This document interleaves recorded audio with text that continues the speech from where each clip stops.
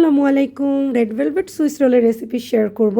তো অনেক ধরনের রেসিপি হয়ে থাকে রেড ভেলভেটের, this one is very basic recipe. And then আমরা প্রসেসটাও একটু ফর্মিং মেথডে করছি, যেটা এগ ইয়োক এবং এগ হোয়াইট সেপারেট করে এইটার ক্ষেত্রে যেটা হয় যে এই মেথডে আপনার কেক অনেক বেশি এয়ারি হয়।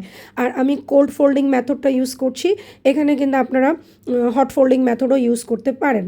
তো এই যে দেখতে পেলেন আমি আমার ডিমের সাদা অংশের সাথে কী কী মিশিয়েছি সব স্কিনে লিখে দিয়েছি। আর ডিমের কুসুমের সাথে কী কী মিশিয়েছি সেটাও কিন্তু আপনারা দেখতে পেলেন। চিনি আমরা দুইভাবে ব্যবহার করেছি। এবার কিছু টিপস শেয়ার করি।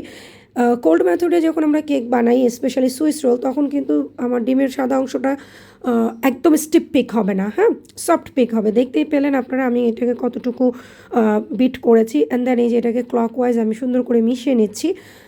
এই রেশিওর জন্য 14x14 ইঞ্চির মোলটা পারফেক্ট আছে। আমি নিয়েছিলাম 10x12, যার কারণে আমার এটা কিন্তু একটু বেশি ফুলে গিয়েছিল।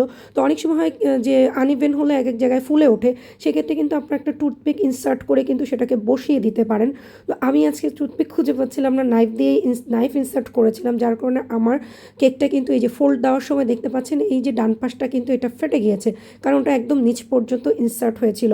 এই পদ্ধতিতে কেক কিন্তু খুবই ইয়ারি হয়। এটা আমি 160 ডিগ্রি টেম্পারেচারে 15 থেকে 20 মিনিট বেক করেছি।